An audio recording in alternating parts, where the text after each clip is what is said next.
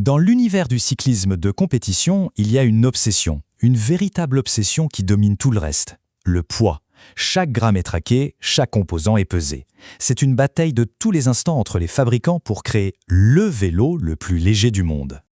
Mais évidemment, cette quête effrénée de légèreté, elle a un coût.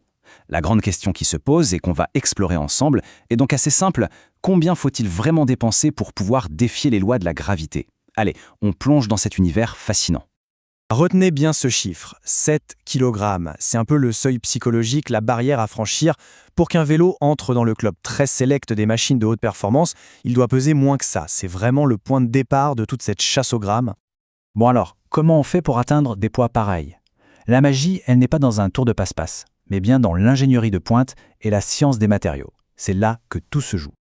Et la technologie reine dans ce domaine, c'est celle-ci, le carbone monocoque. Pour faire simple, imaginez qu'on fabrique le cadre du vélo en un seul bloc, d'une seule pièce, sans aucun joint, aucune soudure.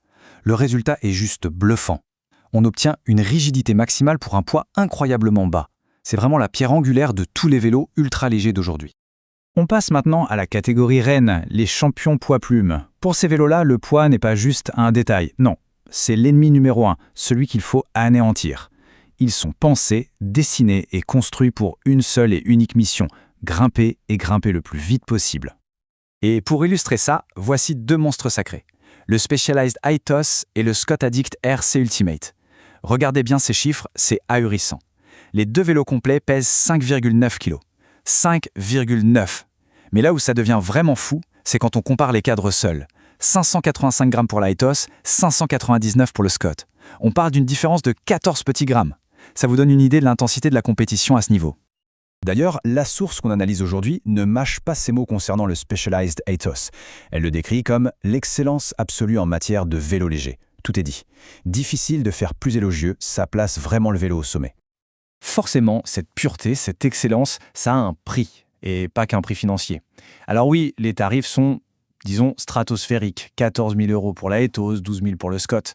Mais il n'y a pas que ça. Il faut aussi penser à l'entretien qui doit être fait par des spécialistes, aux composants qui sont souvent spécifiques à la marque, donc difficiles à trouver, et au fait que ces vélos sont produits en très petite quantité. C'est le prix de l'exclusivité. Ok, mais tout le monde n'est pas un pur grimpeur obsédé par le poids. Pour la plupart des cyclistes, le vélo idéal, c'est un savant mélange, un équilibre parfait entre la légèreté, oui, mais aussi l'aérodynamisme et le confort. C'est la catégorie des vélos qu'on appelle les polyvalents. Ce tableau nous montre bien les différentes approches. Prenez le Giant TCR à 6,5 kg, il a l'avantage d'intégrer un capteur de puissance de série. Le Trek Emanda, lui, est un peu plus léger à 6,2 kg et son gros point fort, c'est sa technologie de confort IsoSpeed. Et puis il y a le Cube Lightning à 6,6 kg qui met le paquet sur l'aérodynamisme. On a donc 3 vélos, 3 philosophies un peu différentes, mais qui visent toute la performance globale. Alors, cette fameuse technologie IsoSpeed de chez Trek, c'est quoi au juste? C'est assez malin. Imaginez une sorte de mini-amortisseur, une micro-suspension qui est directement intégrée au cadre. Ça permet de filtrer les vibrations des routes un peu abîmées, ce qui apporte un confort vraiment remarquable, mais sans jamais avoir l'impression de perdre de la puissance quand on appuie sur les pédales. C'est un vrai plus pour les longues sorties. Maintenant, la question à 1 million, ou presque, est-ce qu'on peut avoir un vélo en carbone léger sans devoir vendre un rein? Est-ce qu'il existe une option plus accessible, un choix malin? Juste pour se remettre les idées en place, on repart du prix du vélo le plus cher de la sélection. 14 000 €. Gardez bien ce chiffre en tête. Parce que voici le prix d'une autre option très intéressante, 2 200 €. Le contraste est assez violent, on est d'accord?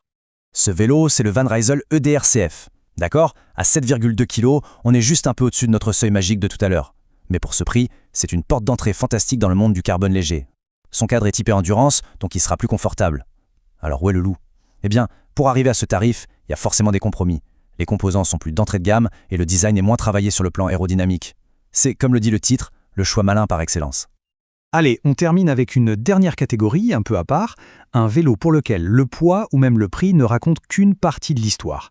Ici, on parle de prestige, d'héritage, de légende.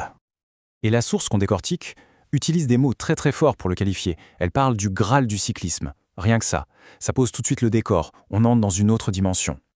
Ce vélo, c'est évidemment le Pinarello Dogma F. Avec ses 6,7 kg, ce n'est pas le plus léger.